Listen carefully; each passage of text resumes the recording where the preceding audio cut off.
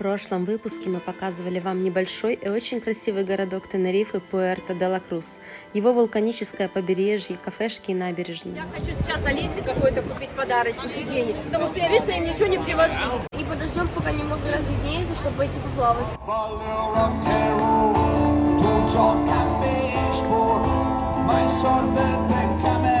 И там просто гигантские волны, которые разбиваются о скалы. И, если честно, там купаться очень-очень стрёмненько. Внутри песок, она такая тяжеленькая, наверное, килограмм точно.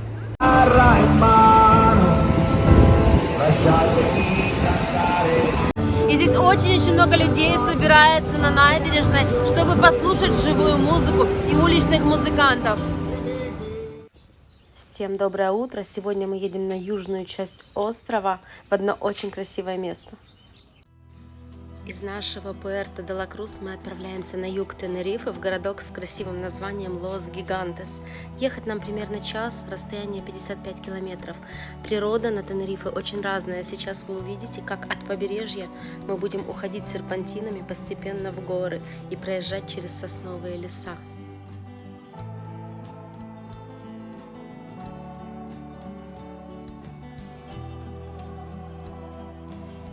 И вот мы вновь спускаемся к Атлантическому океану, и впереди гигантские скалы Лос-Гигантес, от которых и пошло название этого места.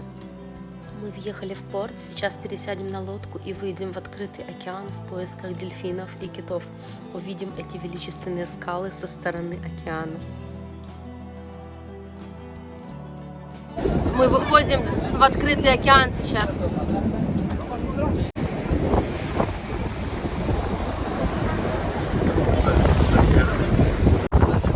Волна!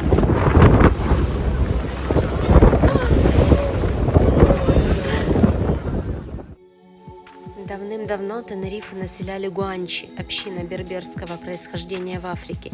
Они верили в хорошего бога и плохого бога по имени Гуайота, дьявол. Гуанчи стали называть этот утес стеной дьявола, потому что для его строения была характерна черная лава.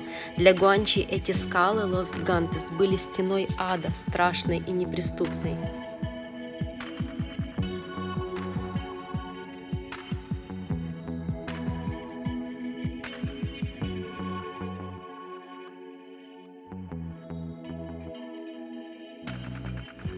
С марта по май здесь происходит миграция китов, а еще между островами Тенерифе и Ла-Гомерой в течение всего года обитают дельфины. Надеюсь, сегодня мы их обязательно повстречаем.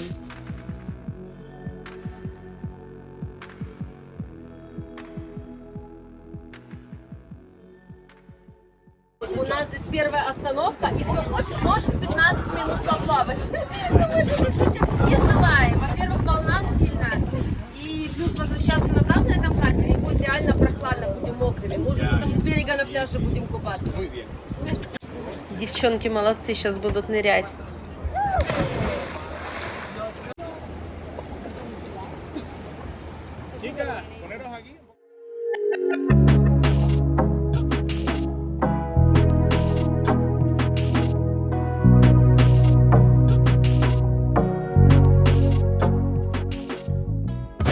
Ищем дельфинов, но их пока не видно вообще ни одного. Одни барашки волн. Вот он. А дальше произошло какое-то чудо. Дельфины окружили нашу лодку со всех сторон и просто плыли рядом с нами и выпрыгивали из воды.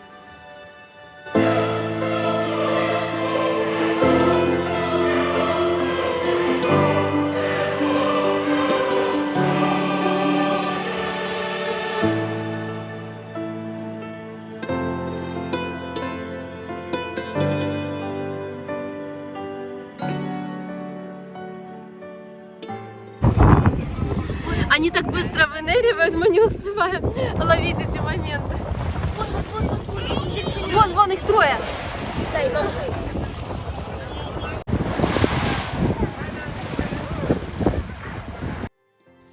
2 часа пролетели незаметно, и мы возвращаемся обратно в порт Лос-Гигантеса. Забыла сказать, что билеты на такую морскую прогулку можно приобрести на месте в порту. Стоимость в среднем 25 евро, лодок много, они отходят каждый час, но, как по мне, лучше приезжать в первой половине дня.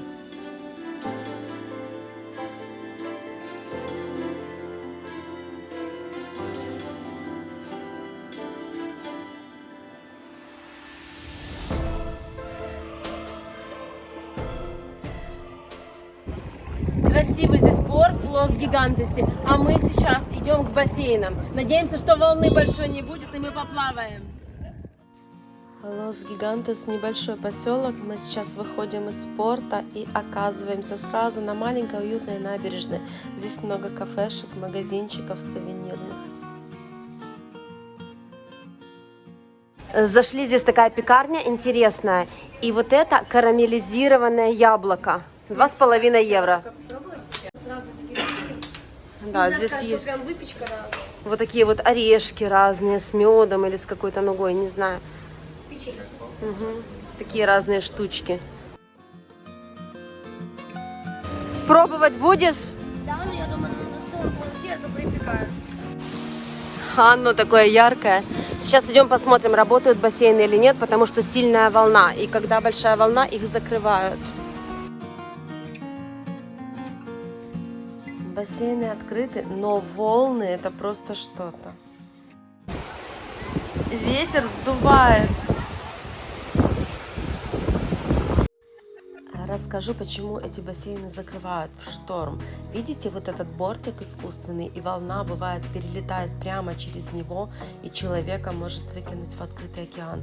Такие случаи здесь уже бывали, и вот недавно так случилось, было много скорых, и я не знаю, спасли мужчину или нет. Ветер задувал настолько сильный, что звук пришлось убрать. Вот видите, эти люди в камнях, они пытаются укрыться от ветра, найти какую-то расщелину и спрятаться, и чтобы позагорать где-то более в безветренном месте. Мы с Таей тоже пытаемся это сделать, но все нормальные места заняты.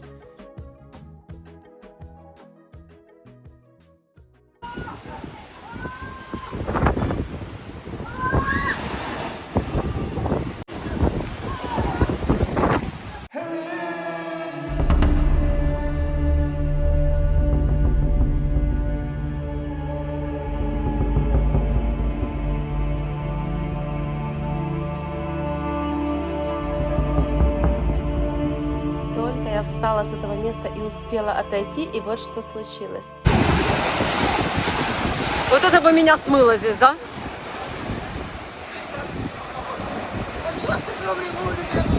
Ага. Сейчас будет волна. О!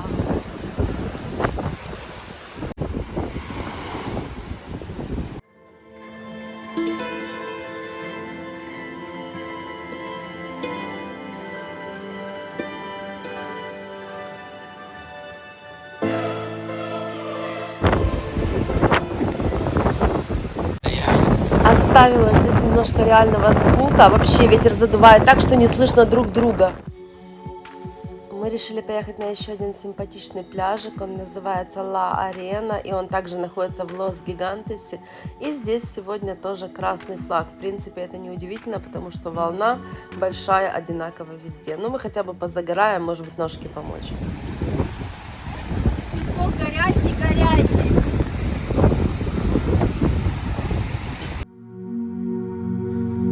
Ветрено очень, но ветер такой приятно теплый. Народ лежит.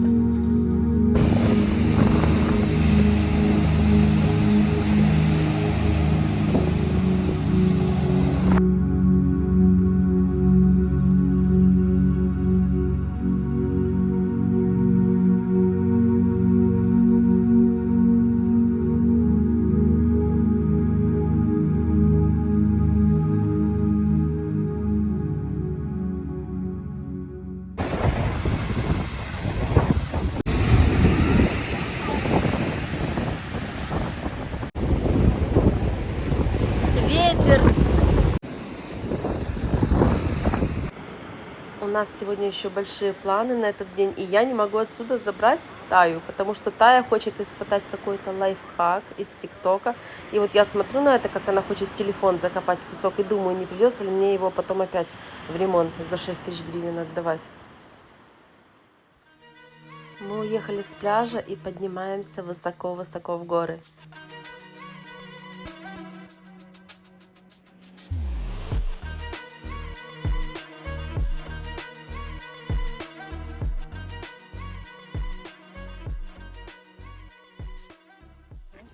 Едем мы в деревню Маска, ее сравнивают все с Мачу-Пикчу в Перу. И вы сейчас поймете почему.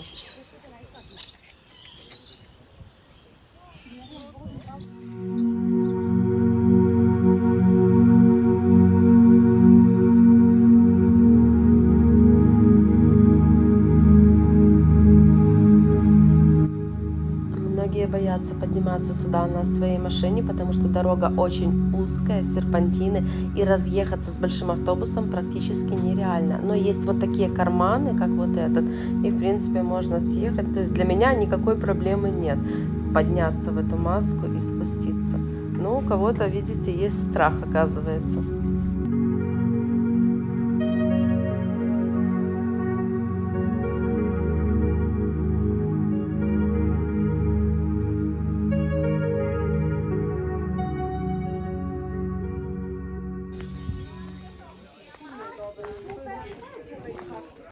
Спустились ниже, и здесь уже так не задувает, не так все критично, как наверху на парковке.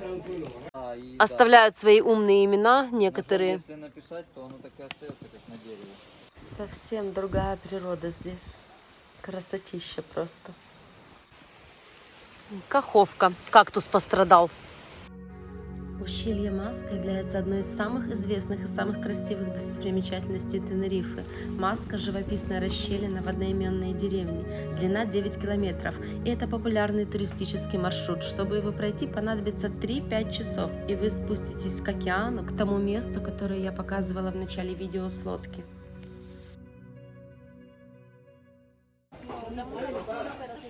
Здесь продается мороженое из кактусов. Тая сейчас будет его пробовать.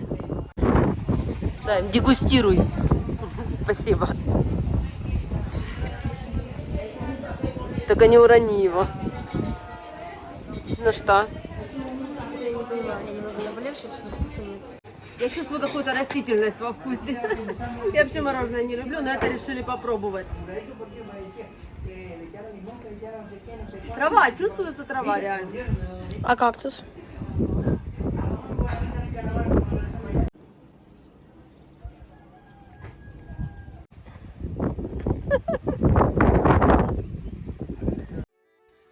Сама деревушка небольшая, и если вы не собираетесь спускаться по туристическому маршруту, то часа здесь вполне достаточно.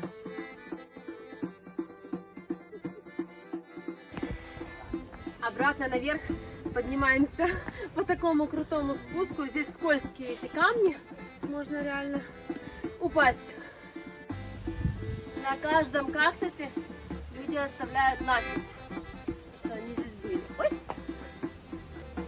Мы против такой порчи природы, а здесь вот сувенирные магазинчики тоже есть.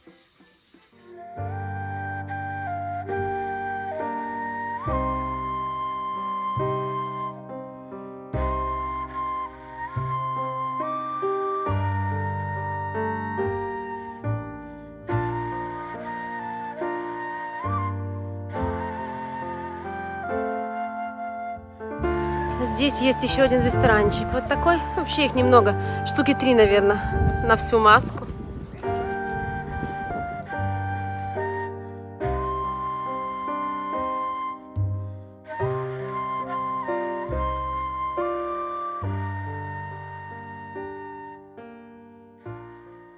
Варим с Таей гигантские креветки. Вот размер их на моей руке больше, чем рука. И льда на них почти нет. Прикольно. Получается, вчера показывала 20 евро 2 килограмма. И коробка тяжеленная. Садимся ужинать. У нас сегодня ужин такой по-домашнему. Наварила креветок гигантских. Думаю, что должно быть очень вкусно.